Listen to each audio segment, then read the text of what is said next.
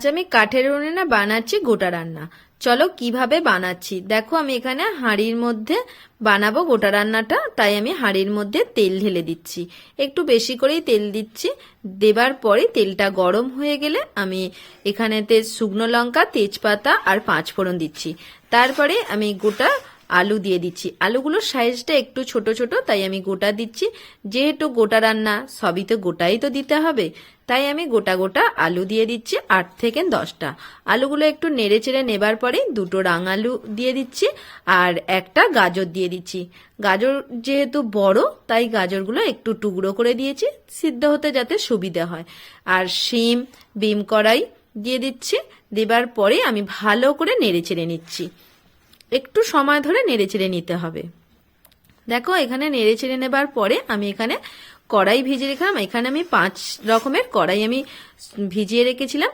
এই 5 রকমের কড়াইগুলো তুলে দিচ্ছি। কড়াইগুলো দেবার পরে আবার আমি নেড়ে চেড়ে নিচ্ছি। তারপরে আমি এখানে এক টুকরো আদাকে আমি গ্রেট করে নিয়েছি, সেই আদা গ্রেট করাটাও দিয়ে দেব। দিয়ে আবার আমি ভালো করে নেড়ে চেড়ে নিচ্ছি।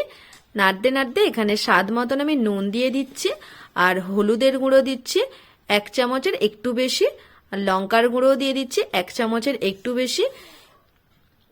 তারপরে জিরে গুঁড়ো 1 চামচ, ধনে গুঁড়ো 1 চামচ দিয়ে দেবো।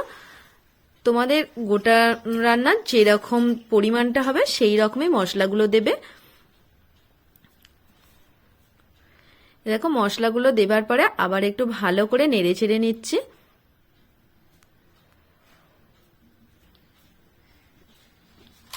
দেখো মশলাগুলো দিয়ে আবার আমি ভালো করে একটু নেড়ে চেড়ে নিচ্ছি।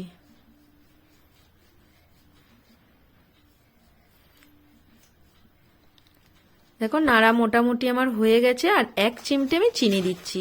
চিনিটা তোমরা দিতেও পারো আবার নাও পারো। আমি এখানে 1 চিমটে চিনি দিয়ে দিচ্ছি।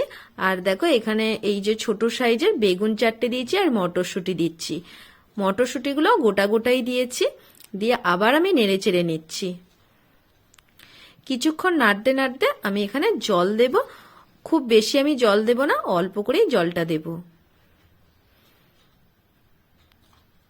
দেখো এই ছোট মগের 2 মগ জল দিলেই আমার হয়ে যাবে। জলটা দিয়ে আমি চাপা দিয়ে দেব। একটু ফুটে উঠলে আমি এখানে পালং শাক দিয়ে দেবো। আজ আমি গোটা সেদ্ধটা বসিয়েছিলাম, বিকালে বসিয়েছিলাম। আর দেখো হতে হতে আমার সন্ধে হয়ে গেছে, তাই লাইটটা একটু কমে গেছে, অন্ধকার মতন লাগছে। দেখো এরপরে আমি যেই ফুটে উঠেছে জলটা, তারপরে আমি পালং শাক আর লাউ শাক দিয়ে দিচ্ছি। এই দেখো পালং শাকটা দেবার পরেই আমি আবার চাপা দিয়ে দেব, যাতে ভালো করে সিদ্ধ মতন হয়ে যায়। এই দেখো চাপা দিয়েছি আর মাঝে মাঝে একবার করে একটু নেড়ে চেড়ে দিচ্ছি হাঁড়ির নিচে, যেন না বসে যায়, তাই আমি একটু নেড়ে চেড়ে দিচ্ছি।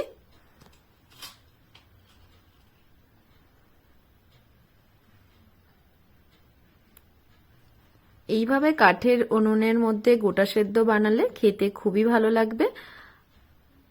তোমরা অবশ্যই বাড়িতে একবার এইভাবে গোটা সেদ্ধ রান্না করবে। আর রান্না করে আমাকে অবশ্যই একটা কমেন্ট করে জানিও কেমন হয়েছে। আমাদের তো গোটা সেদ্ধটা খুবই ভালো হয়েছে। তোমরা বানিয়ে দেখবে তোমাদের কেমন হয়েছে। যদি ভালো লাগে লাইক শেয়ার অবশ্যই করবে। দেখো এবার মোটামুটি আলুগুলো সিদ্ধ হয়ে গেছে, সমস্ত সবজিও সিদ্ধ হয়ে গেছে আর কড়াইগুলোও সিদ্ধ হয়ে গেছে। আবার আমি কিছুক্ষণের জন্য চাপা দিয়ে তারপরে আমি নাবিয়ে দেখাচ্ছি। দেখো এবার হয়ে গেছে। এবার আমি ঢেলে তোমাদের দেখাবো।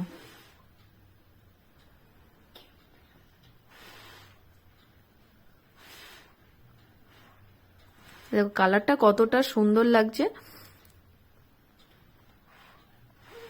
এখন এই যে গরমের ভাবটা উঠছে তাই বোঝা যাচ্ছে না, যখন আমি ঢালবো তখন বোঝা যাবে। এই দেখো কতটা সুন্দর লাগছে, খেতে খুবই ভালো লাগে। আজ তবে আসি, আবার পরের কোনো রেসিপিতে দেখা হবে।